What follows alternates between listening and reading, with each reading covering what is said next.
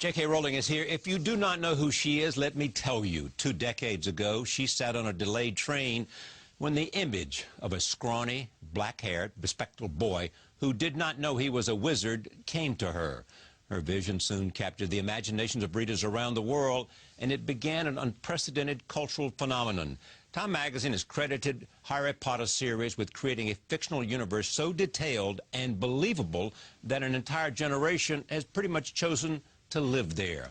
It is the best-selling book series in history, with more than 450 million copies sold in 67 languages. 8 movies have also been spawned, and they have grossed $7.7 billion worldwide.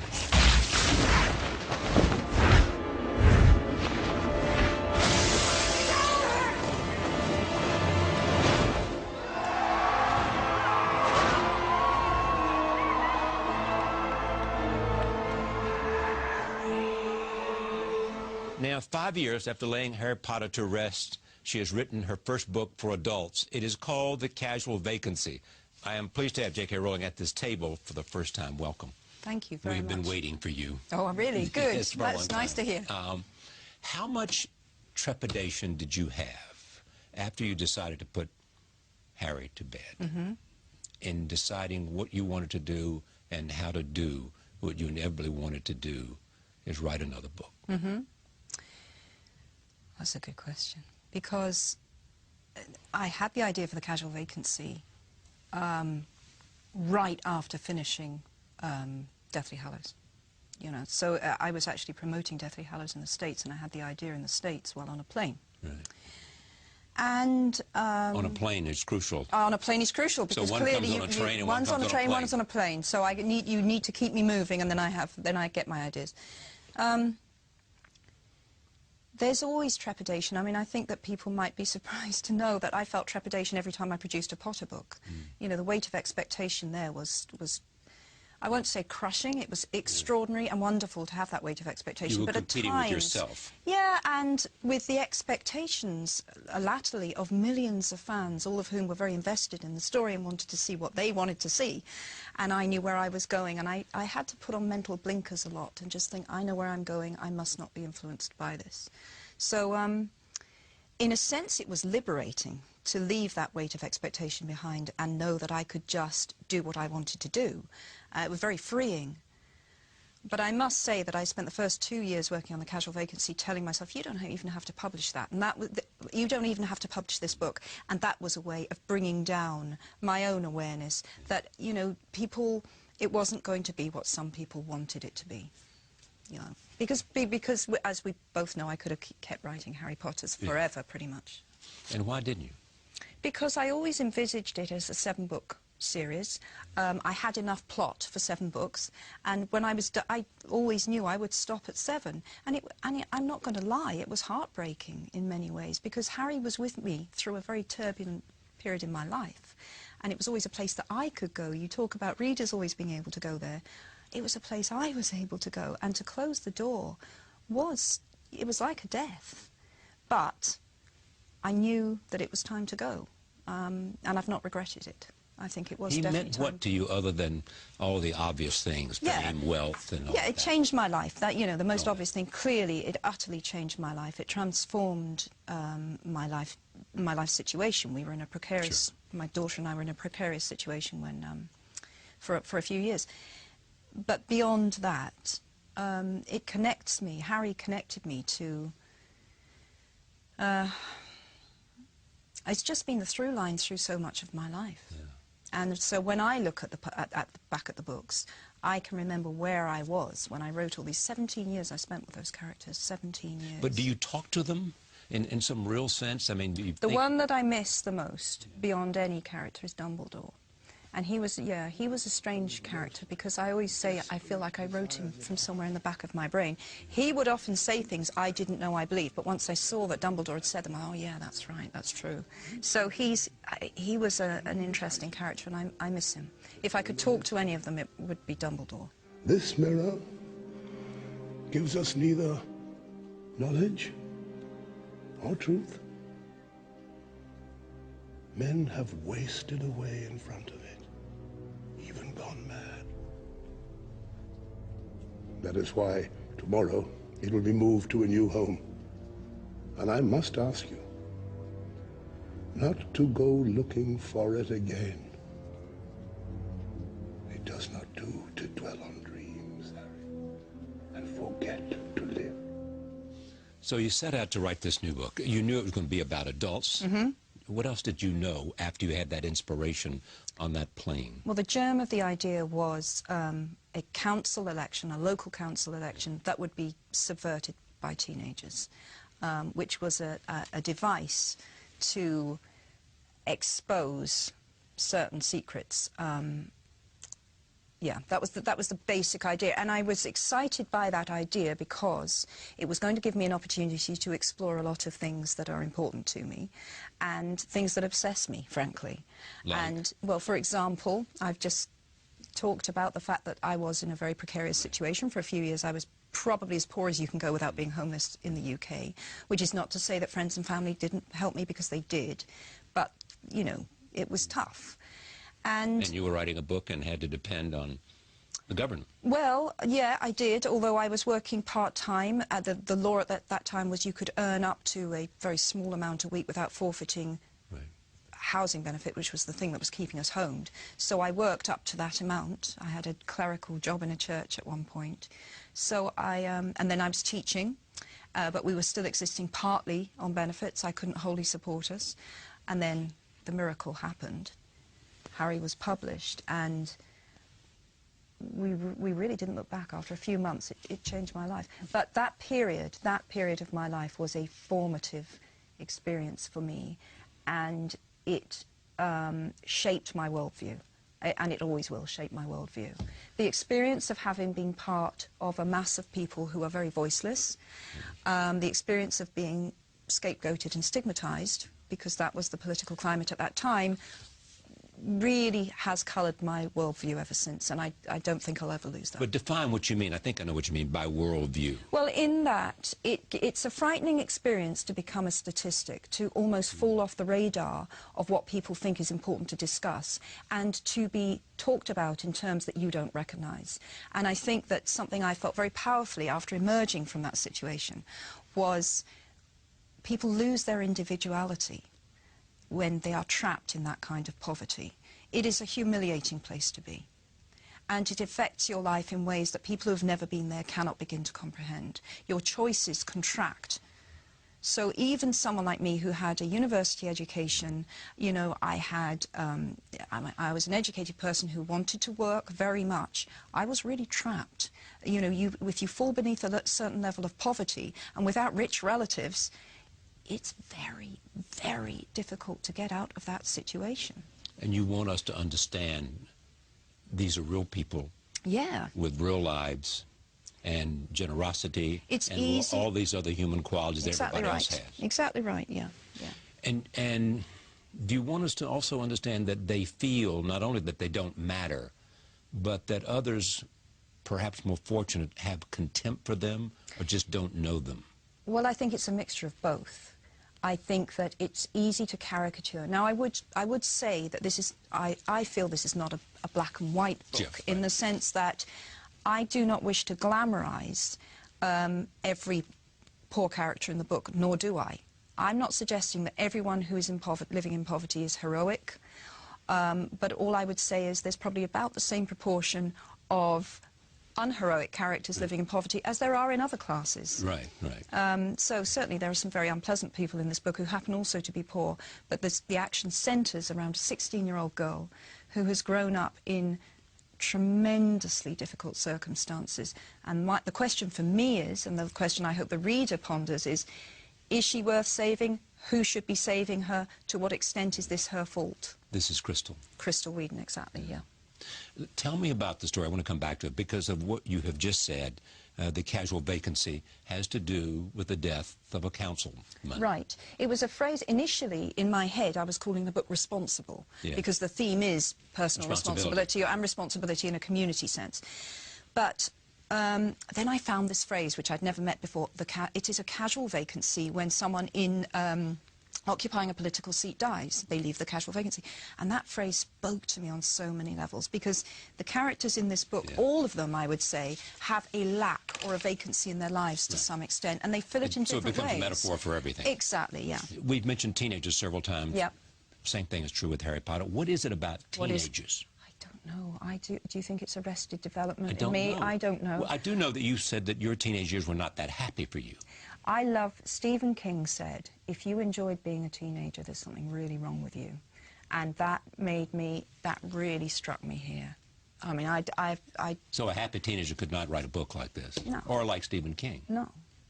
No, definitely not. Well, actually, I think the urge to write often comes from a wish to rearrange reality, the reality you're in. So I don't think I've ever met a writer. But is it easy to make it a fantasy or to make it a real village that has real people? To me, there's honestly not much difference. There's truly not much difference, and they're very different kinds of book. But for me, what obsesses me? Morality, mortality, that was... Those two things most of all. Absolutely. They run through everything you do. They ran through Harry Potter completely. They run through this. I probably will never be able to... Mortality and morality. A very close friend of mine, I finished the book, and the first thing he said to me was, how many people die? He knows me so well. Because he knows you. Yeah, exactly. But no, to go back to the teenagers point you raise, I think that I am fascinated by people who are on the cusp of adulthood. It's such an interesting time of life. I think most of us would say that again, it's another very formative period in everyone's life. It's rebellion, isn't it? it's Absolutely. unformed, But you're also very vulnerable, and these characters are vulnerable in their different ways. And looking for identification. Absolutely. But also, which is an interesting thing about adolescence is, often much more concerned with the big issues of life than the people in middle age, like me, who are struggling with the minutiae of everyday life. Yeah. We all get bogged down in that to an extent. They are concerned with the essence of life, which is relationships and love and fear and hope. Well, it's one teenage boy asks another in this book, what matters? And the answer is sex and death. And then, as an afterthought, music. Now, none of the adult characters are having that conversation. This is not... They're worried about... Yeah, they're worried about paying the bills. And you know what? They're right to worry about the paying the bills. We all do. But here's what's amazing. You were worrying about paying the bills, yet at the same time you were writing about, you know, the fantasy of teenagers and everything else. I mean, you were doing both of those at the same time. You had to be an adult and worry about paying the bills. At the same time, you had to be deeply inside of a life in which they're not worrying about it. They're only thinking about... Well, I think to be an imagined world of which sex, relationships... Well, yes, completely, yeah. I mean, that's the life of a writer, isn't it? I mean, I have to have for want of a better term, a real life and look after my kids, and then I have this other life, as all writers do, where I'm somewhere else completely. You want us to look for what happens to Crystal and who is she in this book? Yes, definitely, yes, yeah. And how do we find her? Well, I think that people reading the book have had varying reactions to her. I think that if someone were to read this book and say that they couldn't find any redeeming quality in Crystal, and they didn't ultimately feel she was worth saving, then I might not have anything to say to that person. I mean, They have missed it. I would suggest yes, yeah. What do you think her redeeming qualities are? She has aspirations. She has grown up in a household where... She has dreams. She's grown up in a household where there is no aspiration. No one has given her a model in how to succeed or how to live a different life. And yet, Crystal has this latent desire to succeed, to achieve. She wants to hold her family together. She's parenting her younger brother, who is being quite egregiously neglected by their biological mother. So I think there's a lot in Crystal to love. At the same time, she's promiscuous, she's foul-mouthed, she's pretty ignorant, she's intermittently violent. So I'm not glorifying Crystal. You know, this isn't Oliver Twist, someone who's walked unscathed through hardship and come out the other side. And how much of her is you? Well, I think it's kind of scary when applied to me, because I created something of 200 and something characters in the Potter books, but they say that every character is every writer. But is it beyond that for Crystal? No, I wouldn't say that Crystal is based on... If she drives this story, she does drive the story. Does she have to be part of you or somebody you've known? No one in this book has a living model, but at the same time I have known people like everyone in this book. Yeah, exactly. Crystal is... I went to a school not unlike the school represented in this book, and I certainly knew girls like Crystal. In the plural, there's no one single girl And I also taught for a while after, as I said earlier, I was teaching. And again, I was teaching in state schools where you had a very mixed intake. And again, I met people whose backgrounds were not dissimilar to Crystal and whose behaviour was not dissimilar to Crystal. So this is the smallest... she's rooted in reality. Packford is the smallest microcosm of government here, the Exactly City right. Council. Yeah. Is that important to know? I think it is. I mean, a parish council in the UK is the tiniest building block of democracy. Right. And I would say that in writing about it, I became really impressed. You know what? It's easy to satirise small town concerns, but what I emerged with was the knowledge of how much their decisions, which may seem relatively small, can have a huge, meaningful impact on other people's lives. I mean, I'm really pro. It's very easy to denigrate the political process, and it's very easy to sneer at politicians, and I've done it myself. Sure. But there's no other way to get stuff done, and a lot of people, and in this book you see a great array of motivations for becoming a councillor, but the guy who died on page 2 or 3, he was in it for the right reasons. This is someone who had left a background not quite as bad as Crystal's, but it hadn't been great, and he'd been very poor, and he wants to make a difference, and he sees that as a valid way of making a difference. Have a voice and give people who don't have a voice a voice. Suppose you were the same woman writing Harry Potter, and you are, but you are $1 billion later, with no serious worries. You were less hungry, and you have said you didn't have to write this book. No. You didn't need to write another book. No, that means, yeah. You may have needed it for your own psyche, Yeah, but you exactly, didn't need that's it different. to make money. You didn't need it for reputation. You didn't need it for legacy. Would it have been different if you did need it in the same way you needed Harry Potter? Would I have written a different book, Yeah. do you mean? Well, I think that's a really fascinating question. I don't think so. I don't think so. I think I would have written this book just the same. And but is it a better book, in fact, because you have had this whole journey and migration from being poor, starting in middle class with good schools, then poor, then enormously rich? Do you understand class better than most people because you've been everywhere? Possibly. Possibly, yes. Yeah, possibly. And so what do you know about it? That we all are alike in so many ways? Yes, completely. I mean, We're all jealous, and we all have rage, and we all worry, and we all worry about morality and mortality and sickness. A Sikh hero is quoted in this book. As you know, there's a Sikh family is important in the book, one of the families who is very crucial to the plot. And the Sikh hero he said, and it's just the most beautiful thing, he treated foe and friend alike on the battlefield, and when asked why he was giving aid to any wounded soldier, not just his side, he replied, "I can't differentiate between them. The light of God shines from every soul."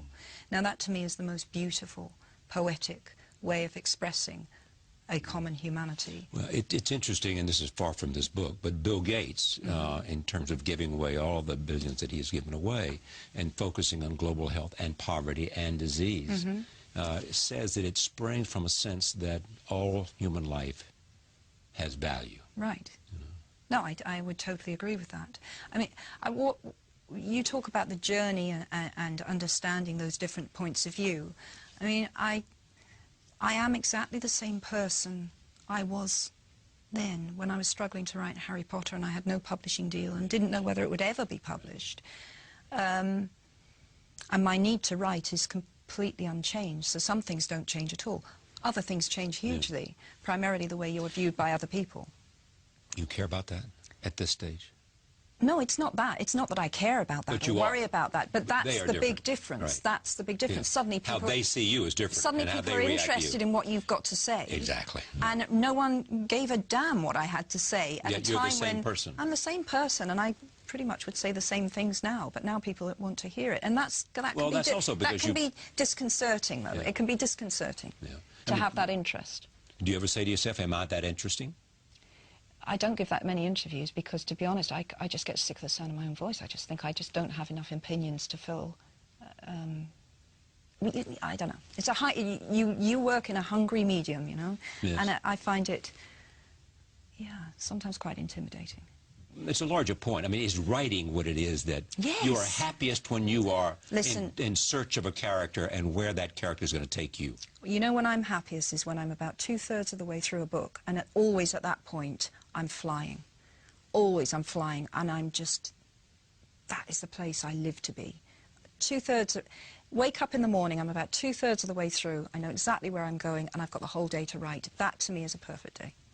And do you try to perfect each sentence, or do you want to... Yeah, it doesn't always work out that way, but yeah, you're always hoping to. Yeah, but I've been told that the books you turn into your editors are pretty much the books that get published, that you don't require a lot of editing. Well, that's kind. I look back at some of the Potter books, and I itch to go back with a red pen and cross out some adverbs. But that's self-editing. Yeah, it's not absolutely. so much that somebody else has edited Well, you. with this book, no, there wasn't a.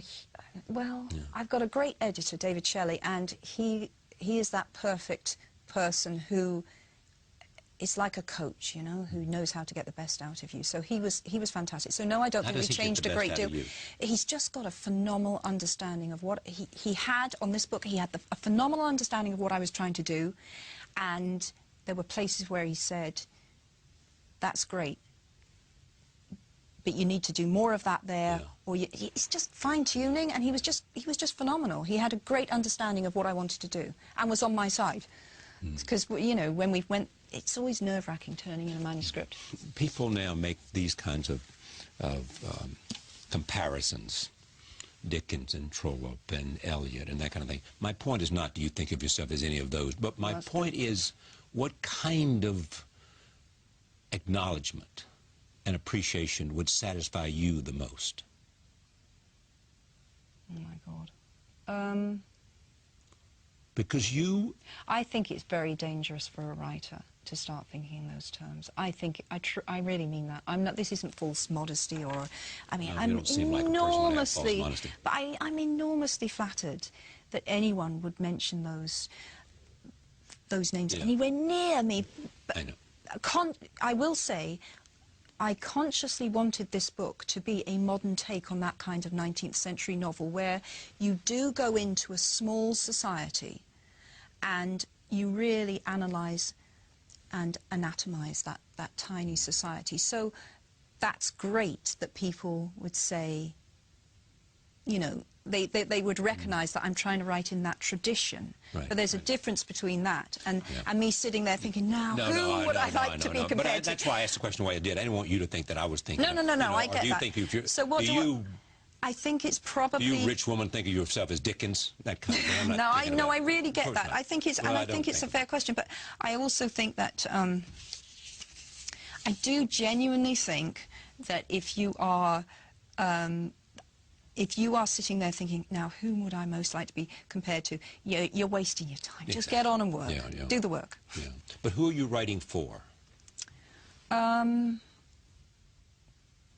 My ideal reader has an open mind and loves character, I suppose. But do you see it, when you're writing, do you see it like a movie? Do you see this, I mean, pretty soon, I assume, after Harry Potter, you saw the character as exactly the movie character for Harry Potter. I mean, Interestingly, no. Interesting? No, I didn't. You never thought of him as... With one exception, that this is what's interesting to me. I never saw Dan or Rupert or Emma as my... No, because I'd lived with them so long, I saw my characters in my head. There was one exception, and I have said this before. Ivana Lynch, who played Luna Lovegood, I saw her. We both believe you, by the way. That he who must not be named is back, and you fought him, and the Ministry and the Prophet are conspiring against you and Dumbledore. Thanks. Seems you're about the only ones that do. I don't think that's true. But I suppose that's how he wants you to feel. What do you mean? Well, if I were you-know-who, I'd want you to feel cut off from everyone else. Because if it's just you alone, you're not as much of a threat. That was such a perfect... I mean, I'm not saying the others weren't perfect pieces of casting, because I adore those people. But here's a question to say, how did Harry... But she got in my head, and it was... I even heard her voice when I was writing Luna. But how did Harry differ from the actor? in this case. I mean, how did the picture you have in your head differ from the picture we see on the screen? Dan Rupert and Emma, and they know I've said this to them, they're much better looking than the kids I saw in my own head. Yeah, definitely. I mean, Emma is beautiful, staggeringly beautiful. But the thing... So you didn't see that kind of... No, in the book, Hermione is... She's a plain Jane, although she sorts herself out a little bit and she gets a little more styled as she gets older.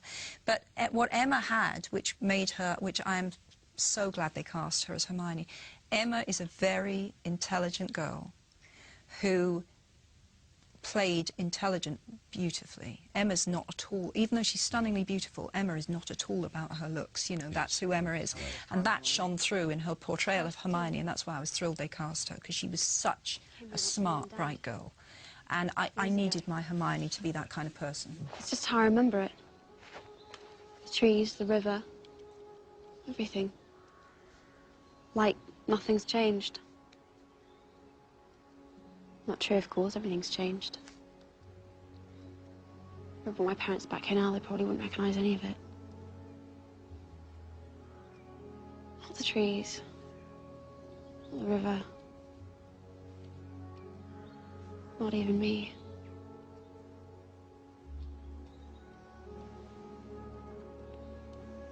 Maybe we should just stay here, Harry. Grow old. Did the movies teach you anything about your characters? Did you see anything about your characters that might have added to their complexity? Because actors can take lines. Yeah, definitely. And make that's them their own, job, is to make them, enhance them. Gary Oldman was fantastic. Oh, I love Sirius. him, He was amazing. And he gave Sirius something that was in my mind for Sirius, but on screen, I really saw it, that slight edge of insanity, of being unbalanced, someone who'd been locked up for a long time. And he just played that. Now listen to me. I want you to take the others and get out of here. What? No, I'm staying with you. You've done beautifully. Now let me take it from here.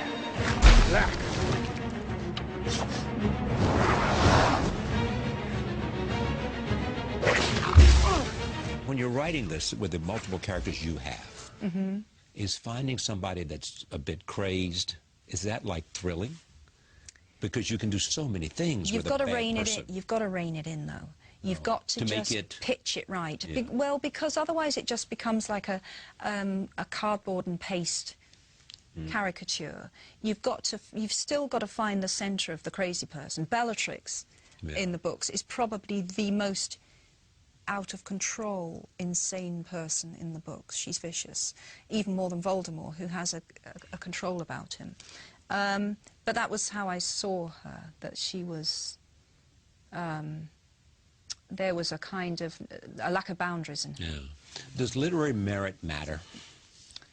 In generally speaking? Or... No, for what you write. I mean, will you be bothered by reviews that are not as kind as others, even though they are reputable people? Does it matter? No, that should Does it matter because, you know, it can't affect your life or your psyche? There are two things I would say to that. First of all, it is one of the amazing and wonderful things about literature, as about film and music, is it's utterly subjective. So it's somebody's that's opinion. the point of it, you know, that's the point. Of course, you move in that world, if you expect to just stand under a shower of perpetual praise, there's something wrong with you. Exactly right. That, you know, you will get criticism. I knew that going in, and the funny thing is, I'm not a particularly, I was never a very confident person. In there are areas in my life in which I'm very thin-skinned, but not in this area. In this area, I think it's right and proper. I should be criticised, and that's And can literature. you learn from it? Yeah, sometimes, absolutely. It depends. I mean, there have been reviews that I've thought, yeah, that's fair comment, and I need to take that on board. Oh, yeah. Yeah, of course. So where are you thin-skinned? I was back to adolescent. Yeah. I was certainly a very self-conscious adolescent, and I was, oh God, about everything, you know. And that followed me into adulthood, and I've had to learn to be a little more grown up. Are there any insecurities left after this? Yeah, loads of them, but I'm not showing them on TV. Well, give me an example of the kind of thing you're talking about. What could you be insecure about?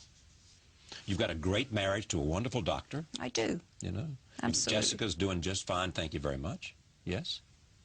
But I'm a human being like Your mother anyone is a- else, and we all have our insecurities, and we all have places where we feel we could do better. But is it about something other than mortality and morality?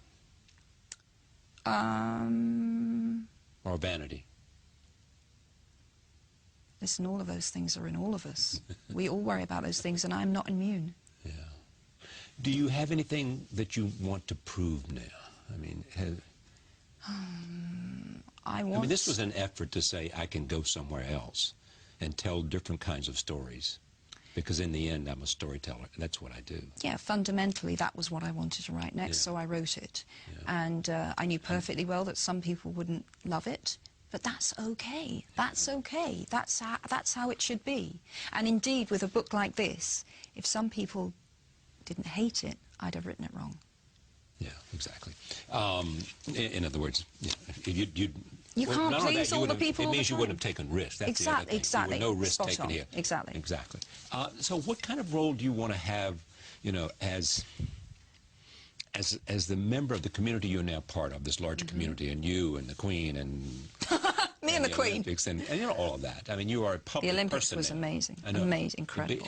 Because Because Danny Boyle, who produced it. produced it, exactly, he asked me to do it Who twice. could have known? I thought of him as a filmmaker.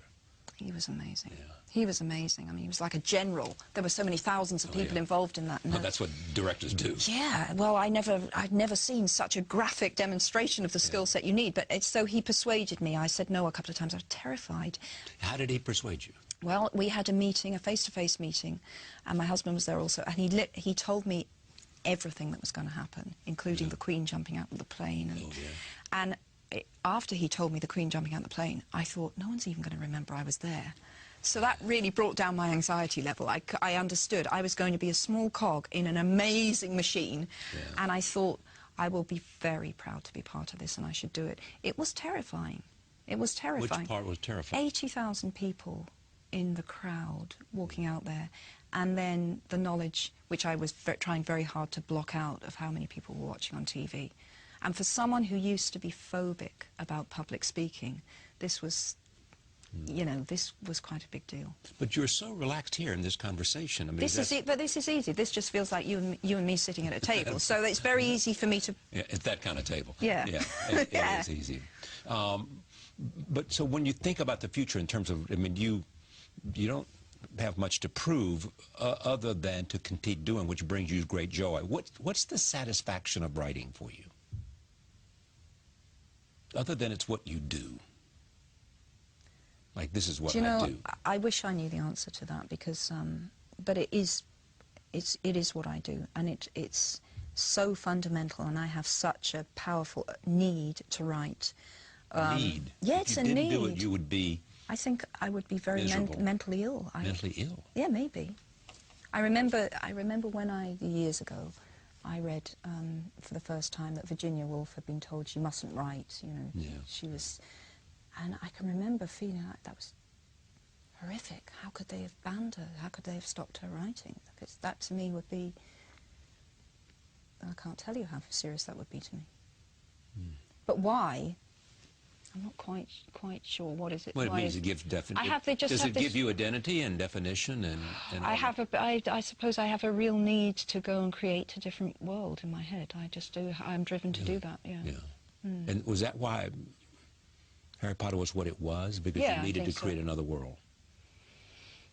Yeah, and then I brought all the problems from this world into that world too. But it was a great way of examining those problems, to do it in that parallel, seemingly more, seemingly safer place. And it wasn't really safer at all. You described the great joy of being 2/3 in, and you know where it's going, and you're really on a high then. Yeah. Are you on a high when you get the idea, as you did on the train, as you did on the plane, and you knew this is where... And do you know it?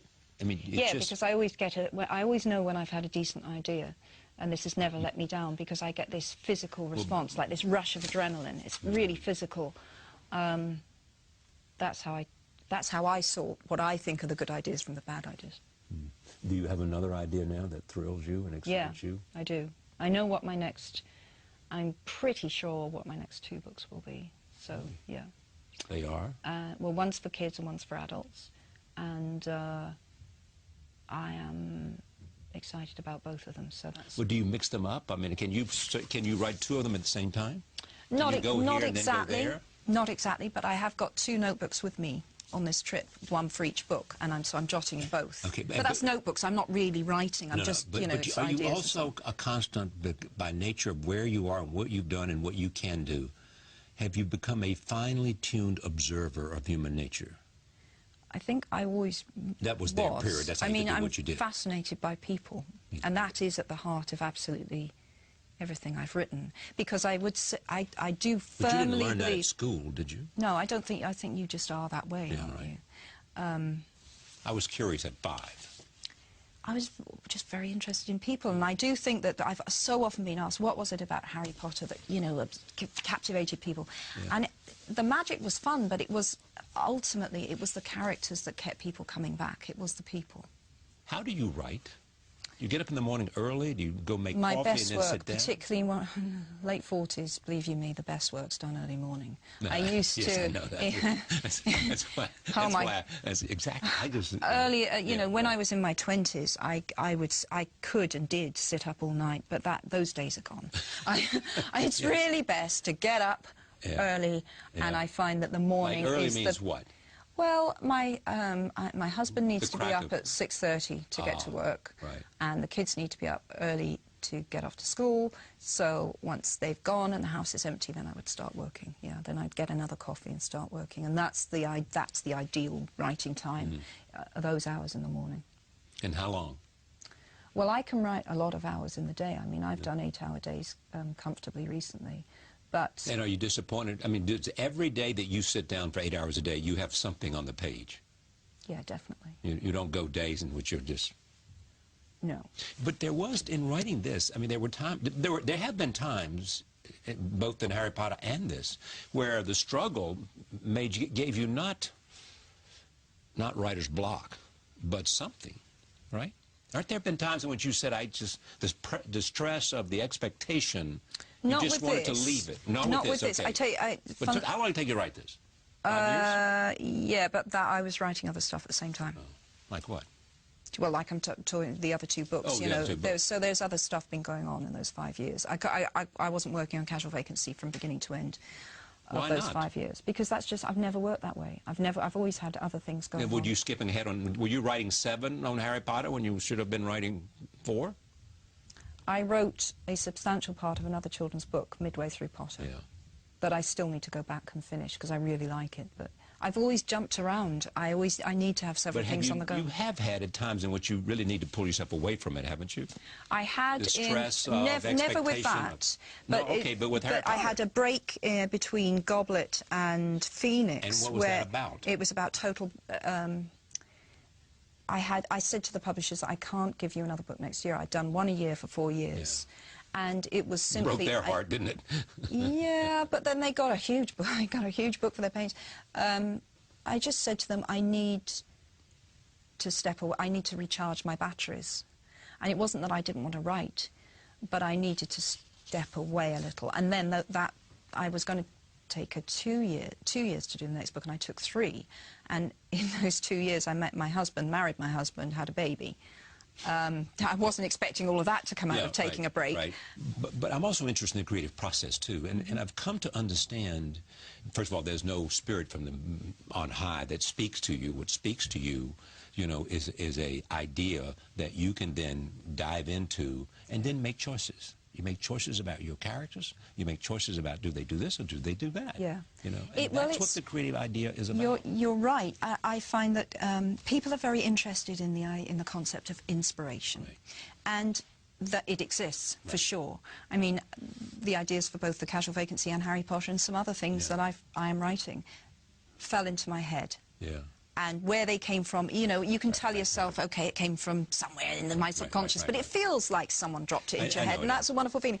But a girl asked me at the launch of The Casual Vacancy in London, she said to me, do you write only when you're inspired? And I said, no, because I would have written a page and a half. Exactly. You know, and I said to her, you've got to, I mean, it's people... some people don't want to hear that about writing. You're not sitting there taking dictation from from an angel. Exactly. You've got to work. That's It's well about said. structure. It's about discipline. It's all these deadly things that your school teacher told you you needed. You need it. Yeah. I mean, what sort of, you never know where you get good ideas. No. I mean, you don't sit there and say, give me a good idea. You can't think yourself into that. Exactly but right. you can think, you can work yourself into being inspired. I mean, I have sat in front of the blank page. I remember chapter 13, Harry Potter and the Goblet of Fire. The number of times I rewrote that damn chapter. Because? It was just technically very difficult because I needed to show something without showing it. I needed to, I think it's chapter 13. I'm pretty sure it is. If you don't know, I don't know who does. There was a...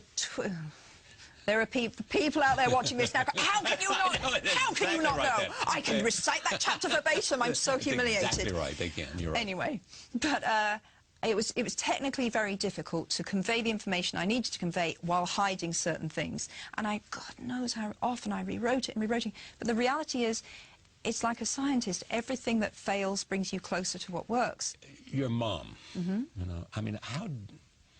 All of us have this instinct. God, I wish my mom or my dad was here to hear this story, to share this joy, to see this, because we all want to say, look what I did. Look what I did. Yeah. Yeah, definitely. It's a very complex question for me, that, because, I mean, what wouldn't I give to have my mother see what happened? Oh, yeah. And it would have meant so much to her. I mean, she was such a reader and valued books and literature very, very highly, and the house was full of books because of my mother. So on that level, I mean, the human, the most personal level, as I say, what wouldn't I give? What's crazy about the situation is that if she hadn't died, the books wouldn't have been what they are. So I get caught into one of those horrible sort of time loops. Also, if my mother hadn't died, I would never have gone to teach abroad, because while she was alive and unwell, I wouldn't have left the country. If I hadn't gone to live and teach in Portugal, I never would have met my ex-husband. I wouldn't have one of the most important people ever in my life, obviously my oldest daughter. So it's, you know, life throws you these terrible, terrible things that seem so atrocious and so appalling, and yet somehow we do get through them. We do. And then you look back and think, wow, but I got given my daughter, that wouldn't have happened. And as I say, her death infuses the whole Harry Potter series, because everything became a little darker and deeper after she died. I'd been writing for 6 months before she died, and then I got to experience what Harry experienced. You know, I lost one of the people who meant most to me in the whole world. And as I say, the books would be very different if she'd lived. What would you say to her? I would say, look what you did. Well, you yes, know, you would say, but look what happened. In living and in dying, you have given me... Yeah, well, exactly. Exactly. And I'm very grateful that I had her till 25. It wasn't long enough. And you now try to provide some research funds for people to somehow come to a greater understanding of... Yeah, multiple sclerosis. Multiple sclerosis. I mean, she died from complications to do with her multiple sclerosis. Multiple sclerosis doesn't kill people, no. But the complications resulting from the disease may, and she was very unlucky. She had a very severe form of the disease. One thing I've learnt over the years that I've been involved with research is, and it's part of what's so strange and something we need to understand about the disease, is how variable its course can be. So I really wouldn't want anyone newly diagnosed to watch this and think, oh my God, what's going to happen? Because some people, I've met people, you know, since becoming involved in research who are doing just fine. And then there are other people like my mother. They're making remarkable progress. We have done programs at this table with eminent scientists. And it is a fabulous, I mean, there's never a great time to be diagnosed, but there's never been a better time for people with multiple sclerosis. You know, there are treatment options out there now, and there's some great research out there, and alternatives, lots of alternatives for people. How about your father? Well, I've discussed this. We don't really have a relationship. Yeah. Was it 2003, was it, or...? I know it's been pretty much a decade, so yeah, it must have been. Yeah. Why? Well, I have an aversion to I mean, I don't want to speak for anyone but me. Yeah. So I'm not going to... So from you? Because sometimes I think a relationship is so difficult that that happens, and I don't say that lightly. Obviously that's a very big deal, but equally I'm not ashamed to say that I made a decision that I don't regret, and that's where we were. But I don't want to go into really personal stuff, because I do genuinely feel it's unfair when the other person isn't here to have their say. There's also this about you, which I found fascinating. When we had a conversation in the morning over at CBS, there were people lined up to see you. Right. And that has, I was just struck by how meaningful that is to you.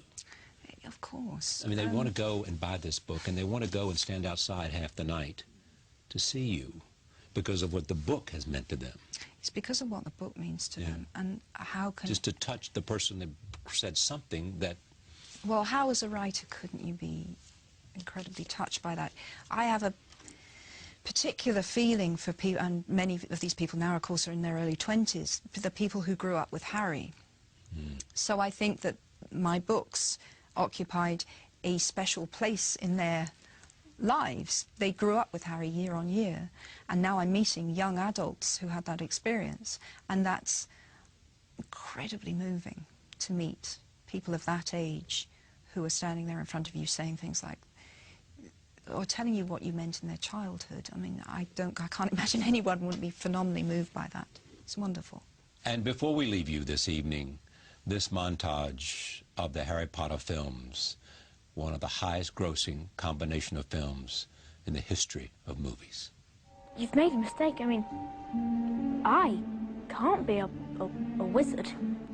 I mean, I'm just Harry. Just Harry. Welcome to Hogwarts. Now, in a few moments you will pass through these doors and join your classmates, but before you can take your seats, you must be sorted into your houses. They are Gryffindor, Hufflepuff, Ravenclaw, and Slytherin. Now, while you're here, your house will be like your family. Your triumphs will earn you points. Any rule breaking, and you will lose points. What's that? The Chamber of Secrets has been opened. Enemies of the air, beware. It's written in blood. Tell them Hogwarts is no longer safe. It is as we feared, Minerva. The Chamber of Secrets has indeed been opened again. Da, da, da, da.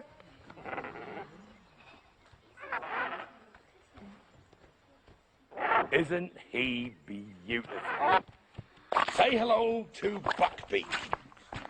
Hagrid, exactly what is that? We now have our 3 champions. But in the end, only one will go down in history. Only one will hoist this chalice of champions, this vessel of victory, the Triwizard Cup. He really is out there, isn't he? We've got to be able to defend ourselves. And if Umbridge refuses to teach us how, we need someone who will.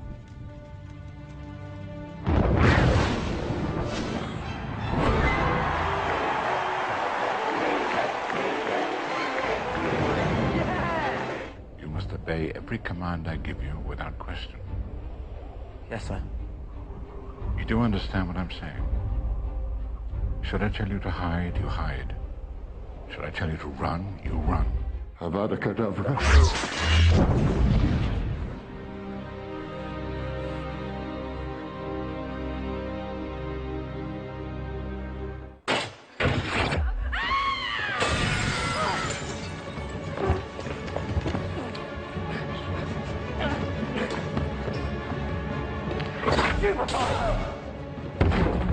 Stupid elf! You could have killed me! Dobby never meant to kill. Dobby only meant to maim or seriously injure. Harry Potter, is dead. From this day forth, you put your faith in me.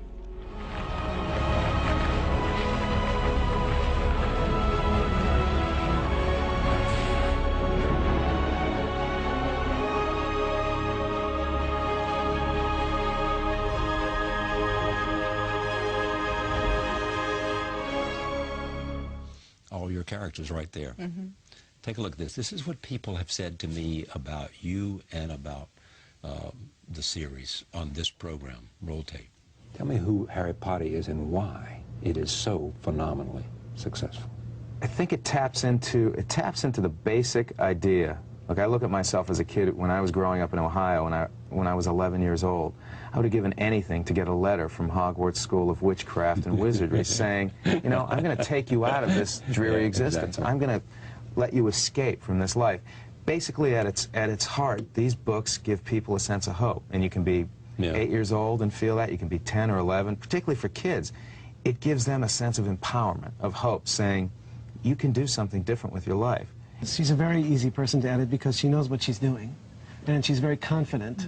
And those are the easiest kinds of people to work with because you can give her any kind of feedback, and you don't have to worry that she's going to be distressed by it or thrown by it. She knows what she wants, and if I just tell her how I react, she knows what to do with it. There's also something extra, you know, beyond the themes that it speaks to. It's just a divine piece of writing, that's all. Divine piece of writing. She's a great writer. I hope she writes something, a whole other kind of thing after this so that people believe this. When the last book came out, you had me on for it, and do you remember this? You showed a clip of Harold Bloom saying how terrible these books were, and he hadn't read any except the first one. She is really an extraordinary writer. I remember that. Tell me what the essence of the books is.